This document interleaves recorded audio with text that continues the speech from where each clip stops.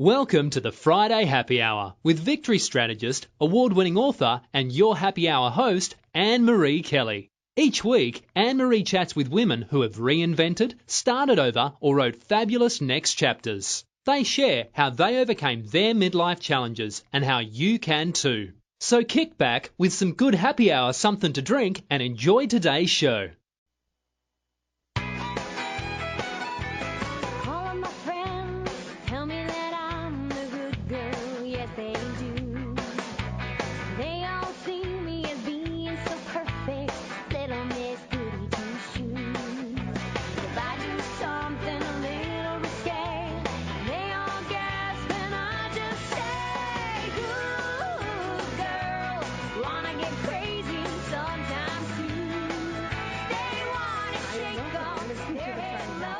Me, Annmarie Kelly, and I'm that recovering good girl and your victorious woman empowerment partner. This is a place for us victory chicks and you men who care about us meet on Fridays to chat about the week and to find ways to live more powerfully and make our lives sparkle. I'm so glad you joined me for happy hour today. Thanks for coming. You might remember that Leeza Gibbons was going to join us in May and had an emergency and had to cancel, but she's here today. You know Leeza from Entertainment Tonight, and she was on Dancing with the Stars about 6-7 years ago, and Celebrity Apprentice just a couple years ago, and she had her own talk show for a while. She's going to be joining us for Happy Hour in a little bit to talk about her newest book, Fierce Optimism, and I've read it twice, so I can tell you that I think it's really a good one. And speaking of fierce optimism, the Republican National Convention wrapped up a week-long convention last night. Did you watch it? Of course, if you watched almost any TV this week, you could not see it because it was on prime time on all the regular stations, and of course all the cable stations, well, the cable news networks were like 24/7. And next week's going to be the same thing with the Democratic convention, which is here in Philly. And the next week it'll be the Olympics, but the Olympics are only on certain stations. And I think it's Channel 10 that in our local stations that are doing it. But there's like 25 different cable stations that have different events. In my mind, with the Republican convention, I wasn't so happy with Chris Christie's talk. Yet at the same time, because he was like a real attack dog. But I wondered if it was the right thing because Trump gets so beat up by the other side. And it was the same with Romney and the same with McCain, that if someone isn't the attack dog, and that was clearly what Christie was showcased to do, who else will do it? On the Democratic side, next week I'm guessing it'll be Elizabeth Warren doing the same thing, unless she's going to get into the vice presidential slot, and I don't think that's going to be happening. But Hillary got off a good one when she repeated something that Christie said, and then she joked, and if you believe that, I've got a bridge to sell you. So there were digs on both sides. And Ted Cruz was kind of amazing, and that was, there was a time when I thought he was a viable candidate. But here's the thing. When everyone was afraid that Donald Trump would run as an independent, Cruz, like all the candidates, took a pledge. They promised to support the eventual nominee. Of course, they never thought Donald Trump was going to be it, but they all pledged. And when Trump won, too many of them, including Cruz, didn't honor their pledge. Now, in my way of thinking, it's the same thing that happened at the 2012 election when the Republican candidates said if they were voted in and then there was a majority in the House and Senate, they'd get things done. And, then they got in and they didn't honor their promises to the people. If the Republican Party wants to know why they aren't trusted, that's it. They aren't honoring their promises to the people who put them in office. And it's not just the Republicans, it's the same on the Democratic side. And so what do we have as a result? Donald Trump and Hillary Clinton. And everybody I talk to, almost everybody I talk to, isn't happy with our choices.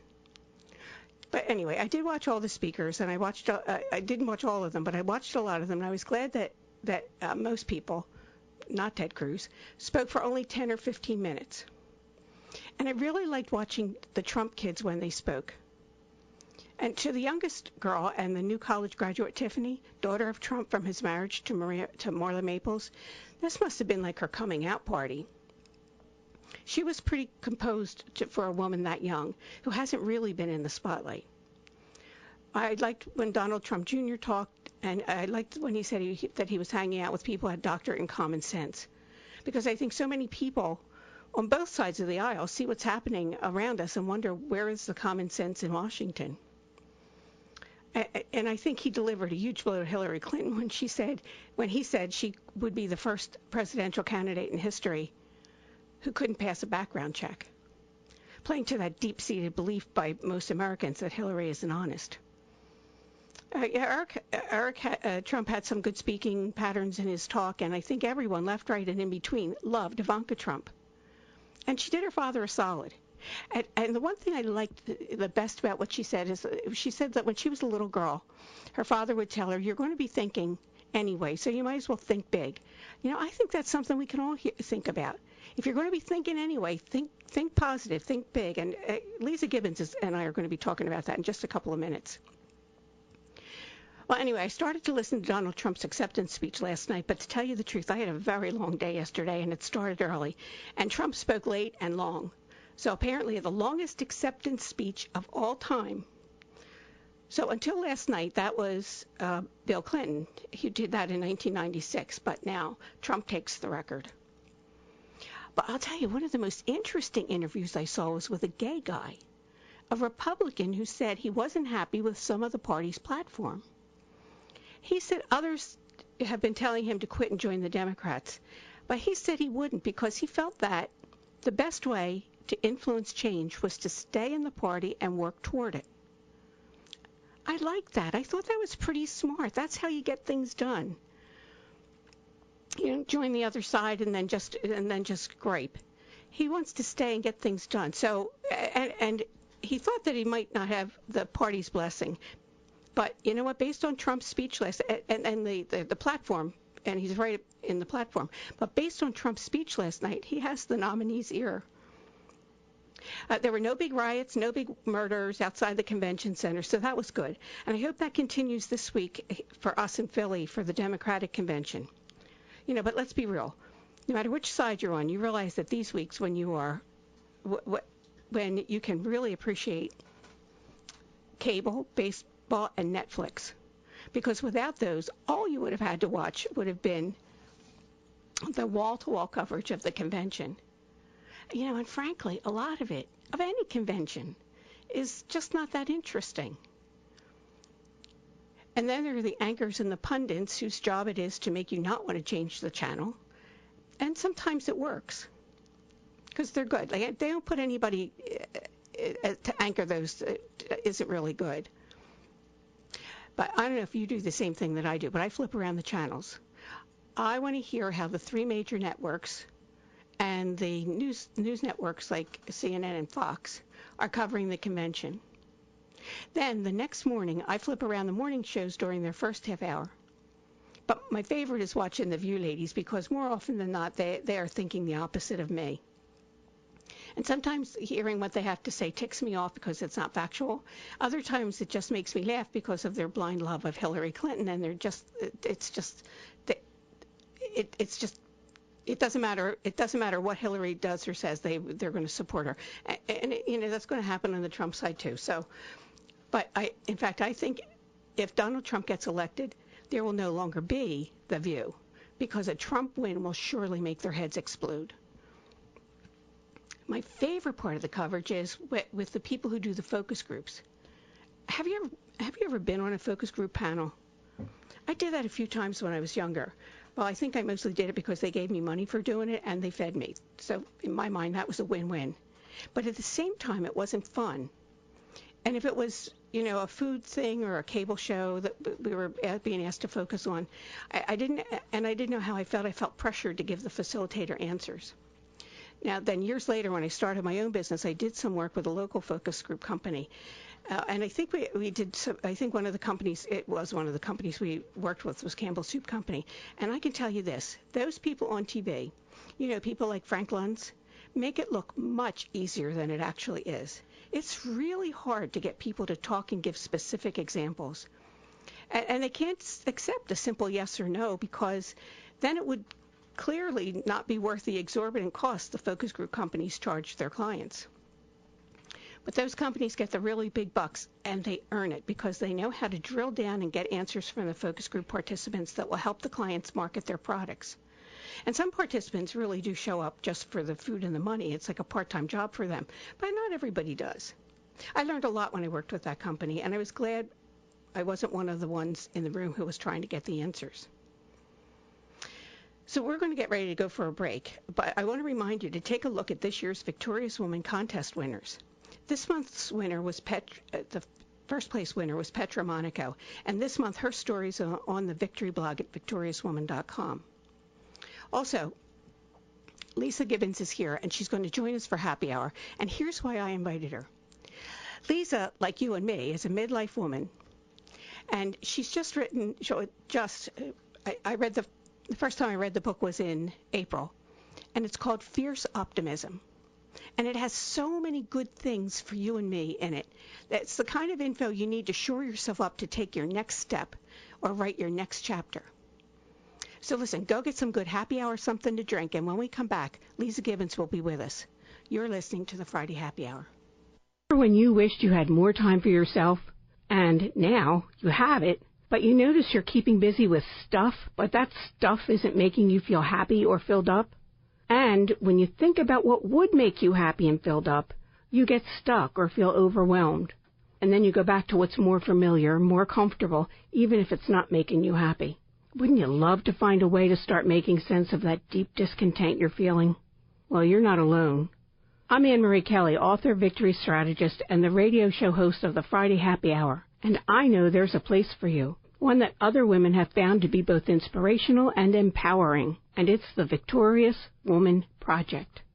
Go there now and get on my mailing list, where you'll be the first to know about my upcoming online workshops, teleseminars, and more. And while you're there, take a couple minutes to look over my blog. You can download some of the free stuff I have for you and let it get your creative juices going. I'm looking forward to meeting you at the Victorious Woman Project, and that's at www.victoriouswoman.com.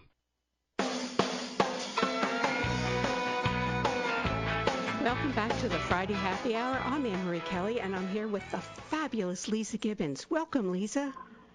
Hi, thank you so much. Well, thank you for coming today.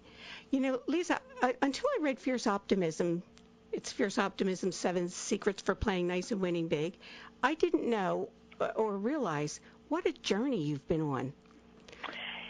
Yeah, you know, we all are on a path that we start out thinking we kind of know where we're going. And I'm a big one, as you are, in believing that you do have to know where you're headed or you're for sure going to get lost. But at this point in my journey, I've found that some of the pivots and the paths less taken and the bends in the road have provided me not only my greatest life lessons, but my biggest joy. So yeah, I think everybody is walking that path, and if we choose to see it as enriching us and serving our greater good, then I think that's what we're going to get. I think we pretty much get what we look for.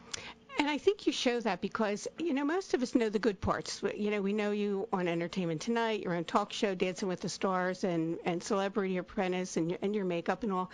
With Celebrity Apprentice, which of course you won, that's only the second woman to win that.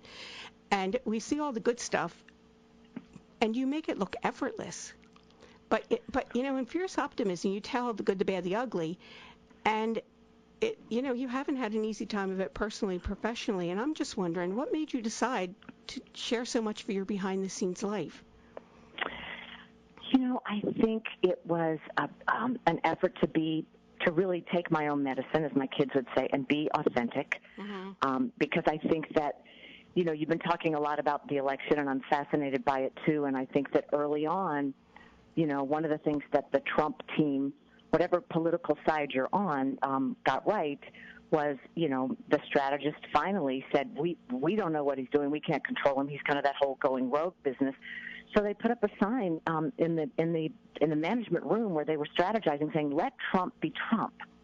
And that's really been the secret, love him or loathe him, of what people are responding to, I think, is that authenticity. So for me, with the book, I just wanted to be real about where I was now, because I think that when we allow ourselves to become the person we need to be today, it's a different person to get us to where we're going than the one that got us here so far. Mm-hmm. You know, she's stronger and she's more resilient. And so when I started looking at the tools that I've used and the things that have worked, it really came back to time and time again the fierce optimism, which doesn't mean that I don't have negative thoughts and sucky days. It just means that if you're optimistic and you're fiercely committed to it, that you have a mental style, a way of looking at the world, and it's anchored in resilience.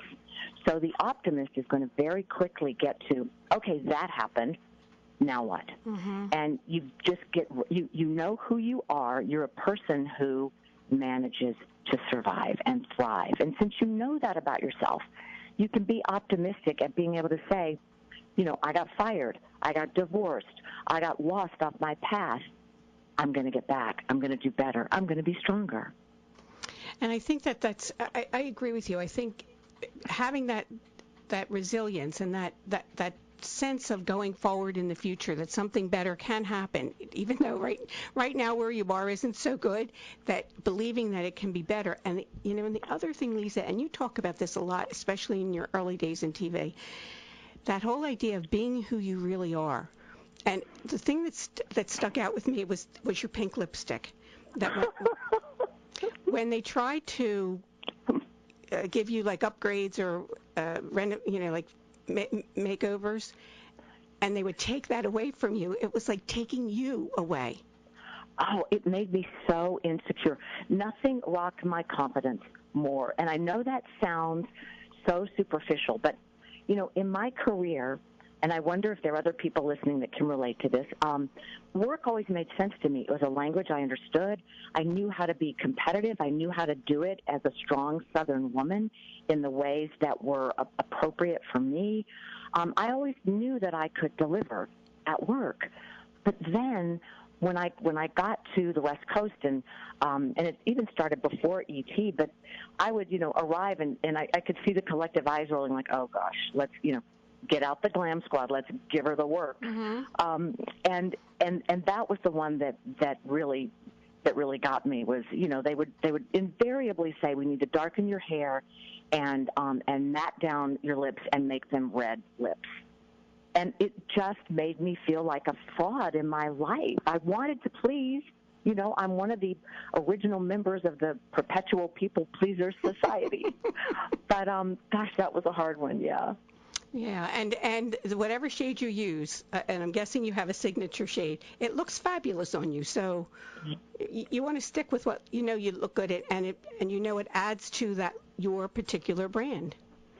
You know, I think that over time, as we do grow into ourselves, especially as women, I was so happy to spend this happy hour with you today, because it allowed me a little sanity sanctuary, because I'm moving. And for everyone that's been moving, it's so crazy stressful. And so I'm unloading my makeup table, right? And I'm so happy I've designed this beautiful area with this perfect light to do my makeup in.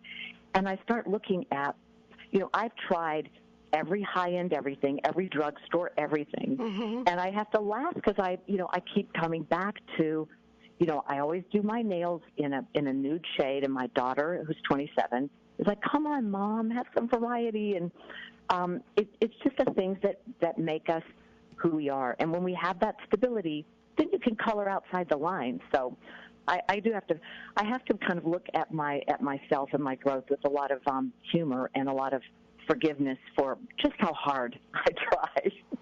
And I could see that in Fierce Optimism, and especially in some of the titles of your chapters. That I like your sense of humor. Thank you. Now, here's something. I was reading about how at the beginning, this really impacted my thought process, and I'm really curious. At the beginning of Celebrity Apprentice, and you explained how you were offered it and you had to make the decision right away, and then you got there and somebody told you that nobody expected you to last long in the game, and really nobody expected you to win. Somebody actually told you that. Yeah, and it was funny because it was newsflash for me because, I've built a career for 3.5, 4 decades in a business that's not easy. I know how to work hard. I know how to collaborate.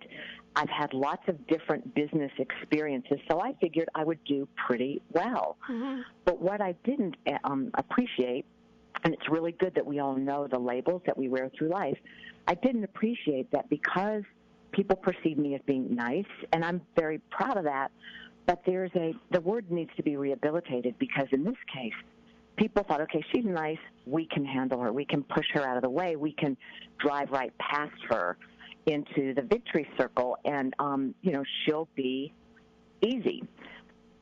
But I'm telling you that when it was a journalist who told me that, we hadn't started the game yet. At least I wasn't aware we'd started the game. We were doing publicity. We hadn't yet gotten the first task. And a journalist said to me, look, Leeza, you have to know you have a target on your back. They're saying you're the first one out week 1. And I went, really? I was completely dumbfounded. I said, why? And he said, come on, you watch the show. Nice girls don't do well. And it did me a big favor because it allowed me to look at, why am I here? What's my strategy? Because she said, you better get a strategy. You better get a strategy. And I said, you know what? I know that all the other contestants have their reason for being here, and all of us were looking to raise money for our charities. I was so clear and so focused that I wanted to get to the end to raise awareness and raise money for the foundation that I created when my mother got Alzheimer's disease. Mm-hmm. And I've been doing that work for 12 years. It's been my burning desire. When you attach yourself to your burning desire, you're unstoppable, as long as you know what you're willing to do and not do to get there. And I knew that. So getting that clarity was because I was curious, how did you keep that negative information from getting in your head and impacting your performance? And you're saying that it was just staying clear about your purpose. It was actually a positive. I think there's always a way. And I hope this doesn't come off as being naive or Pollyanna, but I think there's always a way to frame, we get to decide how we react and respond to what anybody says or does to us. And that's the optimistic viewpoint. But I saw it as being somebody did me a huge favor. I thanked her, and I put that in my back pocket and used it. I write a chapter in Fierce Optimism called Love Your Haters.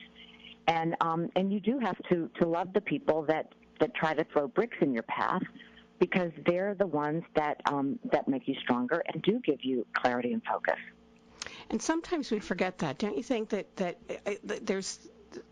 sometimes I have to work with forgiveness, and that whole piece of thanking your haters is, you have to get past that to do forgiveness. And sometimes that's the hardest one. Oh, isn't it? Mm-hmm. It is. I think that I talk about the F words, flexibility and forgiveness, as being really important in my journey, professionally and personally. And, forgiveness of ourselves is probably the hardest for messing up. My mother always used to say, honey, show up, do your best, let go of the rest. And when you try that every day and you're doing your best, that's all we have to give, as long as we're continuing to grow so that our best can be better the next day. That's all you have to give. So it's sometimes really, as you say, it's very important to forgive ourselves for failures and to forgive the other people. It's toxic to us, right? It's not toxic to them that we hold a grudge. And I think my ability to let things roll off my back was a reason I was able to survive in Celebrity Apprentice, and to try and, as a follower and as a leader, I always think that we do our best when we get the best from other people, rather when we offer our best first. And when you let people know that you want them to shine, that you want to strengthen your strengths while they strengthen theirs, then people want to They want to be loyal to an individual. It is a scratch my back, I'll scratch yours environment. And I think that's okay. But whether it's a negotiation or trying to get a job done of any kind, I always say be the person who can acquiesce first. Be the person who can relinquish something first. And I know there are a lot of people that don't agree with that. But for me, if I'm sitting across the table from someone, I know that if I'm the first to say, great, scratch my back, I'll scratch yours, I'll go first. And if I do that first, I set the tone for how things are going to go. And they begin to trust. When you get trust, you get loyalty. When you have loyalty, you can succeed as a team. Yeah, that's how you build those relationships. It sure is. Leeza, we have to take a break, so everybody hang in there. Leeza will be back with us in a couple minutes, and you're listening to the Friday Happy Hour. Hi, this is Annmarie Kelly, author, victory strategist, and the radio show host of the Friday Happy Hour. I trust you're enjoying my conversation with this fabulous, victorious woman. If you're getting inspired with ideas and feeling empowered, this is just the tip of the iceberg. There's more for you. Tips, downloads, resources at the Victorious Woman Project. Go to victoriouswoman.com and look around and get on my mailing list so you can be the first to know about the newest good things I have for you. That's www.victoriouswoman.com. Welcome back to the Friday Happy Hour. I'm Annmarie Kelly, and we're here with Leeza Gibbons. And Leeza, you talk about the 7 secrets, and before we talk about those, what I am my listeners are just going to have to buy the book because we won't have time to do all 7. But let's talk about optimism and about being nice. You call yourself the perennial optimist. Have you always been that way? Like, not just you, but are there people who are just naturally optimistic? Sure, I think so. I think we're hardwired. You know, I have 3 kids, and my middle son is hardwired to be what he would call a pragmatist or a realist, to be a little more questioning of everything. And my oldest daughter is, very open and very trusting. There are positives and shadow sides to both qualities, but I do think we come hardwired with one or the other. But with optimism, if you don't have it as a natural tendency, I definitely think it's something worth pursuing because you can get it. Anybody can develop it. You can choose it as a mental style, and like with any muscle, you can grow it until it becomes your default. And the reason I say that, if you don't have it, it's worth looking at it as a life choice, because optimists, we know the health benefits. We know that optimists live longer and their heart rates are, we have lower heart rates, blood pressure, everything better, digestion, yada, yada, perfect. But also in business and in banking and financing, optimists get bigger loans and more loans. Bill Gates, Warren Buffett, these are people who say that they run their businesses optimistically. If you get what you're looking for in life, that Anais Nin quote that we don't see the world as it is, we see it as we are. And it's so true. If you see the world as a nurturing place where you're going to get what you need, you're going to be able to survive and create abundance spiritually, financially, every other way that you care about, then you do get what you focus on. And I do believe there is that collective energy that comes back to us because it's that Wayne Dyer business of, when you change the way you look at things, the things you look at change.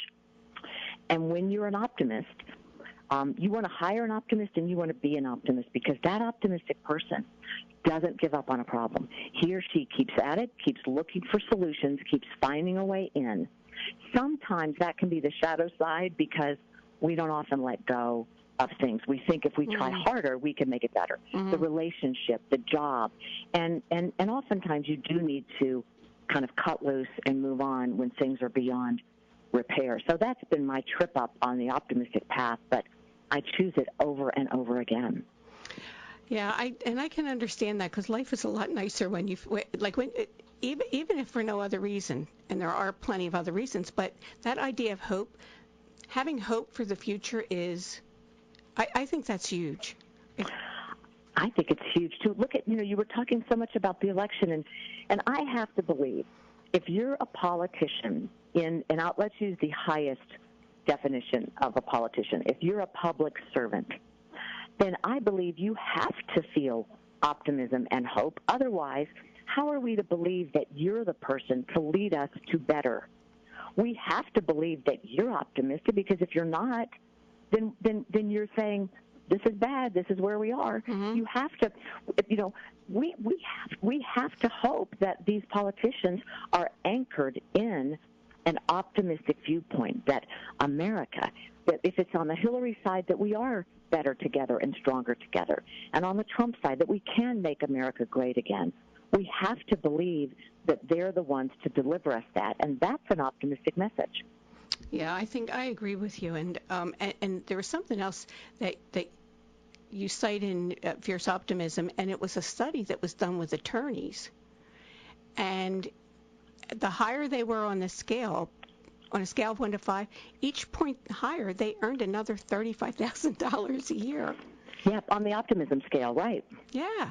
So if nothing else would encourage somebody to learn to be more optimistic, $35,000 a year or more, that's a nice chunk of cash.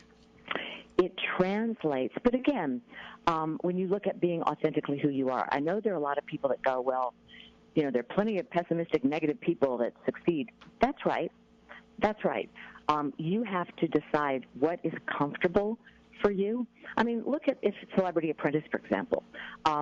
My buddy Geraldo Rivera and I were the final two standing. We have very different worldviews and very different ways of succeeding in business and in life. The similarities are we're both competitive. We both love our jobs.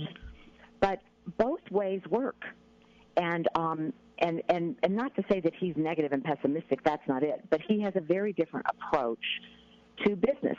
And when I got to be his project manager, and I say got to be because I really enjoyed it and really learned from working with him, it was near the end, and everyone was like, oh, he's so tough and he's so unmanageable, and it's my way or the highway. And what I discovered not only about Geraldo, but most people that I've worked with, and myself included, we all want to be heard. I don't think we care as much about being agreed with, but we want to know that someone has heard us, that we've emptied out, that someone has validated that what we've offered is of value to them, and then you either choose it or you don't. And with Geraldo, I really wanted to hear what he had to say. I knew that if I let him go first, he would feel better, and he was absolutely a dream to work with in the projects that I worked with him on. I just find that most of us, in your show, in my shows with Talk, people, they just want to, cameras don't judge, they just record. They don't interrupt, and they just record what is. And I think it really empowers people and frees them up to go on the record about their lives, don't you? Yeah, I think so. I think I think that it gives them that opportunity. The one thing that I wonder about is, and I see this with a lot of women, and this is about being nice, that some women, and in Victoria's one I always say, and it's what you said earlier. In fact, when people ask me what's the most important thing that you could tell a woman, it's like, it's to be who you really are. And I think that there are a lot of women who want to win big, and they don't think they can do it and still be nice. They don't think that they could be who they really are, and because they're living with what you call our mother's 4-letter word of nice. And you say that that's not, there's a new nice. There is. There's a new nice that's grounded in strength, that has boundaries to it. Mm-hmm. And the first place to begin to apply those boundaries is with yourself. And this helps, I think, be not scared to be nice by redefining what it means to you. So when we treat ourselves better, with more respect, then the world takes note. So, and it's true what Oprah always says, we teach people how to treat us. We really do. So if we're afraid to be nice, it probably means that we aren't clear with ourselves about what that really means. And it all probably means we haven't tried it out for a test drive enough. Because when you see that it works, and I'm not saying the reason to be nice is a strategy, I'm just saying that it does work if it's natural to you.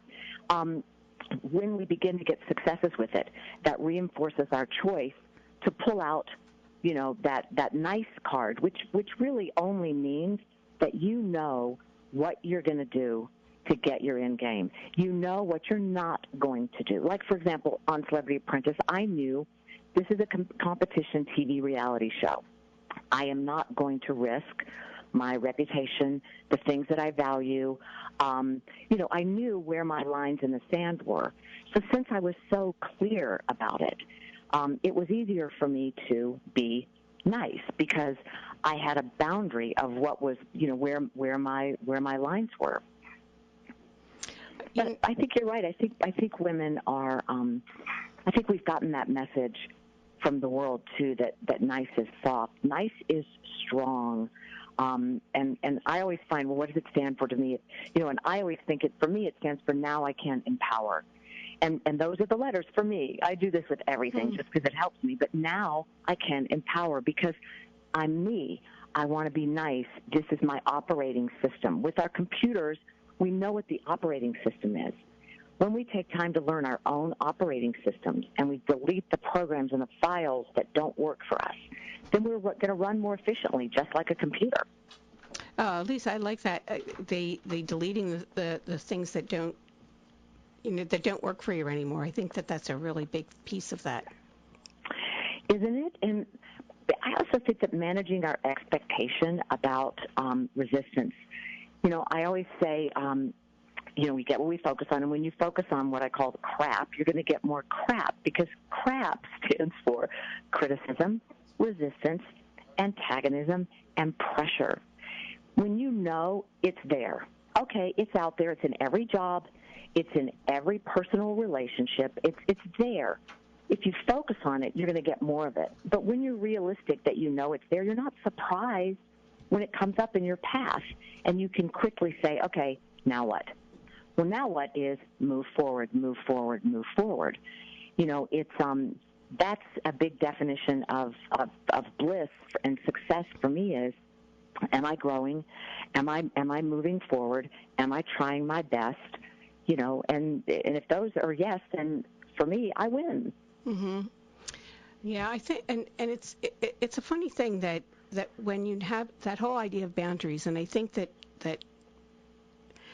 women are socialized not to have really good boundaries.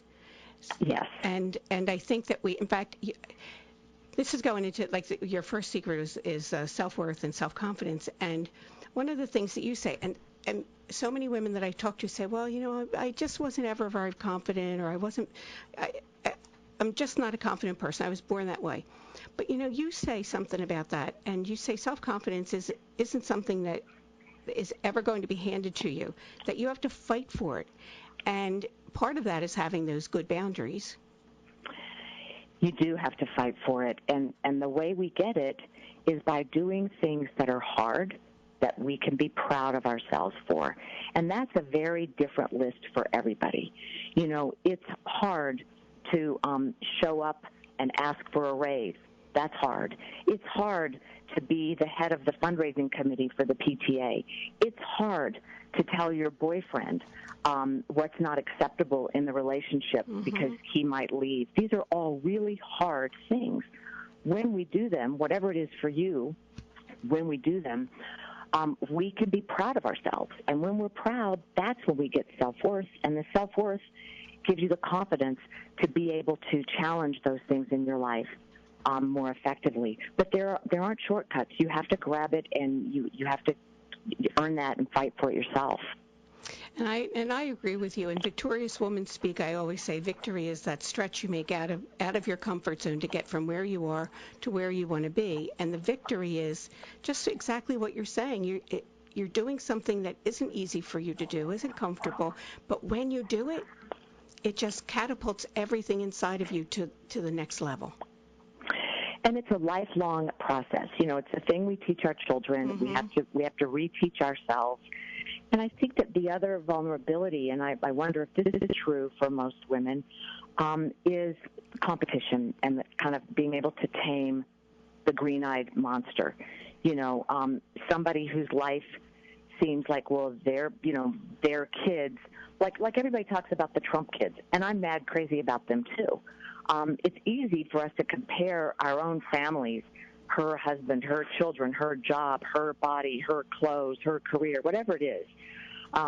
But when we do that in a way that is envy, then we're devaluing our own journey, because we're all at different places on the path. And as we said when we first started talking, the paths are uniquely our own.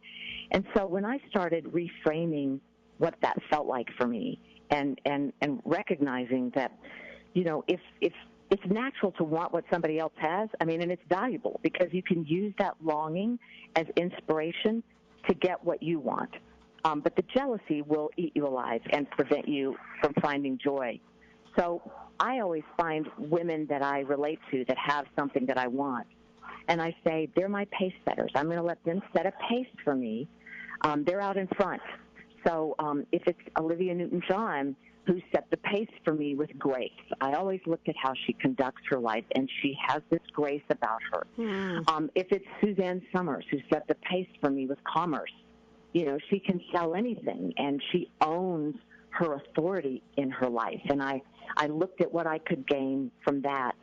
So to have a list of people, who have something that you want, then let them inspire you. And when somebody gets something you want, cheer them on. I have a little thing I say, good for her, and that's for me. Good for her, and that's for me.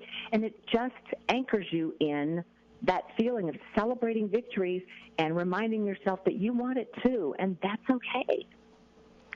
And I really like that. And I want to talk a little bit more, Leeza, about competition, but we need to go for another break. So if everybody just sits tight, we'll be right back. You're listening to the Friday Happy Hour. Are you one of those women who lived the first part of your life as a really good girl? That is, you did all the right things and followed all the so-called rules for women? I was like that too. But have you noticed that once you passed 40, you have less patience for those rules? Maybe you even think that the rules really don't make sense for you anymore. Maybe they never did and you just didn't realize it. Do you want to go where other recovering good girls meet to inspire each other and support their new empowered selves? Then join me, Annmarie Kelly, and some very fabulous victorious women. We're on Facebook at the Victorious Woman Project. So go to facebook.com/Victorious Woman Project. I'll talk to you there.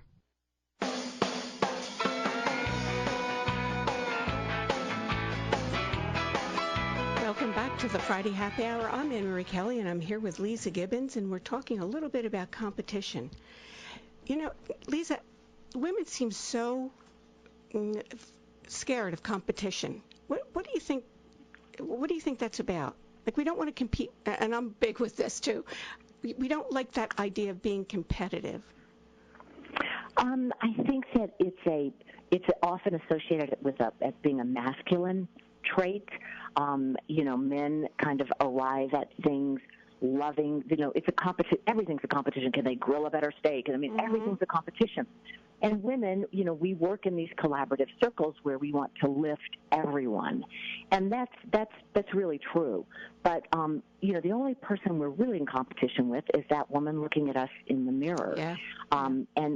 And I like to look at it that I think that girls compete, but women empower. And if you look at your competition as really just being reframing that as being the thing that allows you to be your best, that's your competition. You want to be your best, and you want to achieve the goal. And the goal, we have a goal if we're having a dinner party, if we're baking a cake. There's a goal, there's an end game, and it's the same with competition. It's my mother used to say it's a poor frog who doesn't praise her own pond, and that really makes sense to me. That you want to lead with your strengths, and again, coming from the South, when someone would give us a compliment, it's like, oh, really? No, come on. I don't feel so great. Thank you, but. Well, when we say thank you, but, we take away the the value of the person who's just complimented us, right? Yeah. And that kind of speaks to our inability. It kind of is a circuitous path to the competition. Like when someone says, you're the greatest at writing thank you notes, and it always makes me feel wonderful when I get a handwritten note. Thank you. I'm glad you value that. Rather than, well, I like to do that, and it's, it doesn't take any time, and, all that stuff. So you're not in competition to write the best thank you note, but someone just said you were the best at it. So be okay with accepting labels that you're the best, you're great, you're fantastic, you're fabulous. That's all good stuff. Mm-hmm. And it's so funny. I was listening to Carrie Strug and you remember Carrie Strug? She was the 14-year-old who won the gold in the gymnastics, and she was saying that when her coach carried her to because she did it on a sprained ankle or something, and when her coach carried her to the platform where the entire team was getting their gold medals, she said at that time she was focused on, I'm the only one not wearing pants, and like all this negative stuff, instead of the accomplishment that she had just done. And I thought, she said, now that I look back on it, it surprised her that she did it because they were such mundane things. But, don't you think we do that too many times? Oh, yes. And we do. And it's funny because in a way it is tied to our self-esteem. If you reacted, let's say you had an adversary or something and you reacted in a way that you didn't feel was the best representation of who you truly are. You made a bad decision, you were going along with the group, or, you're hanging on to, like she did, things that were in your thought track or things you said that you aren't proud of. Those are the things that breed resentment of yourself, that lower your self-confidence. And it's funny because when we replay it, it kind of goes to that automatic, reset, those ants, the automatic negative thoughts, and it takes us back there. So, I always say, bask in your backstory, whatever it is. If you stayed with the wrong guy, say, for too long, or, maybe there was one time, maybe you copied off somebody's paper in high school or something, that doesn't give you permission to define yourself as unlovable or disingenuous for the rest of your life. Beliefs can be changed, and they could always start with how you view your actions. So, we're the only ones that determine how we feel about it, and you can change your belief. I believe I'm an honest person. Okay, great.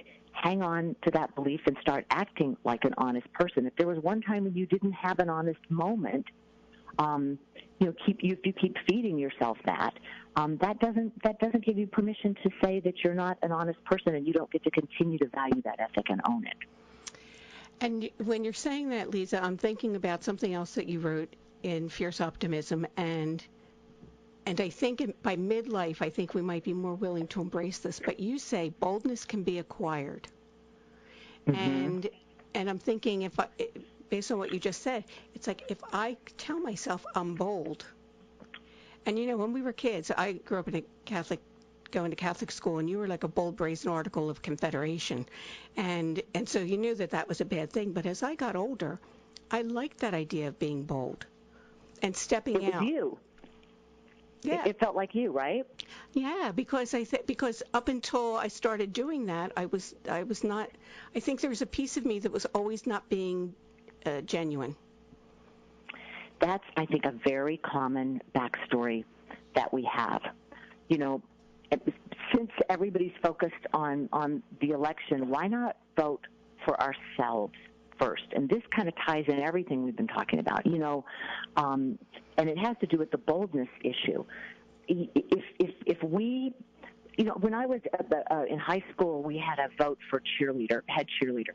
And I really wanted to be the head cheerleader. And the reason, here's my reason for wanting to. First of all, it's a natural place for me to be in charge. I like that. That feels safer for me. To be in charge of the group feels like a safe place for me to be. Plus, I was the only one on the squad who couldn't do the splits. And I thought, well, if I'm the head cheerleader, I'll never call the splits in our routine, so it was self-protective.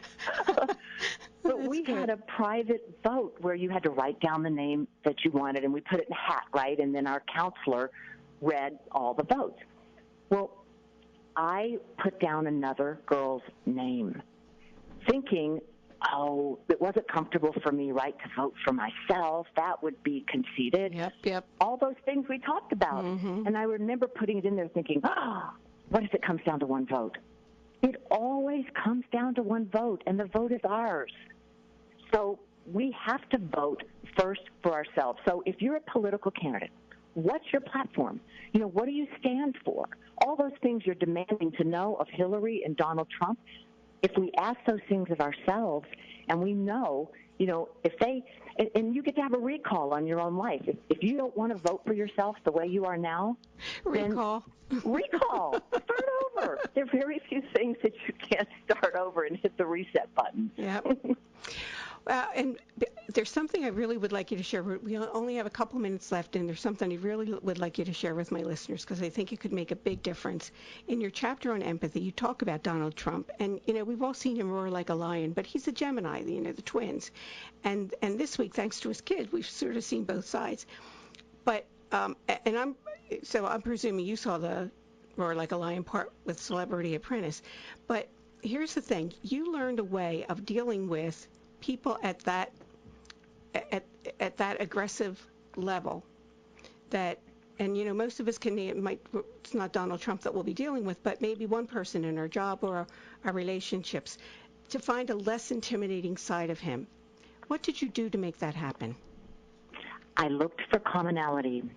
We don't operate the same in the world, and there were very little places, but where I found great commonality was, he's a dad. I knew what that meant. And I chose to say, all right, he's the paternal daddy of all of these contestants. And dads want their children to do well. So I needed to make him less intimidating. So my frame was, he's this paternal figure. He wants us all to succeed. He's giving us tough love. It's all for our greatest good. And that made it easier for me when I would see that grumpy face and that stern look to go, he's cheering us on. He's wanting us to toughen up. He wants us to be strong. And if it's a boss, I've had to do that with lots of bosses, where I realize what they want is they want to get the best out of me and they want to look good to their boss. Let me find a less intimidating, more acceptable part. And usually there's commonality. Interesting, and that's a really good thing to keep in mind. Leeza, this time went just way too fast. I know. I would like my listeners to know, on the radio wrap-up there is, I tell you what, I posted what Leeza called her an acronym for crap, and I posted a link to Lisa's Care Connection, which for any of you who are doing caregiving, and Lisa's mother had Alzheimer's, and she created this as a result of that. I posted a link at the radio wrap-up to Lisa's Care Connection. Go take a look. It's really, Leeza, it's really good what you're doing with that. Thank you. It's been such a joy, and I'm so proud to be able to honor all the courageous caregivers out there who show up for duty. And it's a tough job. It's a tough job. They're the most optimistic people around. Wow. And they can get a copy of Fierce Optimism on Amazon? Everywhere. That's right. Everywhere. That's right. Leeza, thanks so much for coming today. I'm really glad that you did. I love spending time. Thanks for the happy hour, and I'll talk to you later. Thank you. And to all of you, my good listeners, the quote for the week, we have to run, but the quote for the week is from Leeza Gibbons, and it's on the radio wrap-up, so go listen to that. Go read that because it's a good one. And if you're drinking this week, make sure it's really hot, so make sure that you're drinking a lot of water, and all right, so you can put a little bit of that water into your scotch, but mostly drink the water. And don't forget, Charlie Grace is going to be at Rose Tree Park this weekend. So have a wonderful weekend, and come back next Friday to the Friday Happy Hour. Chance on. Thanks for listening to this Friday Happy Hour. Make sure you subscribe, rate and review today's show. And join us again next week for the Friday Happy Hour with Annmarie Kelly.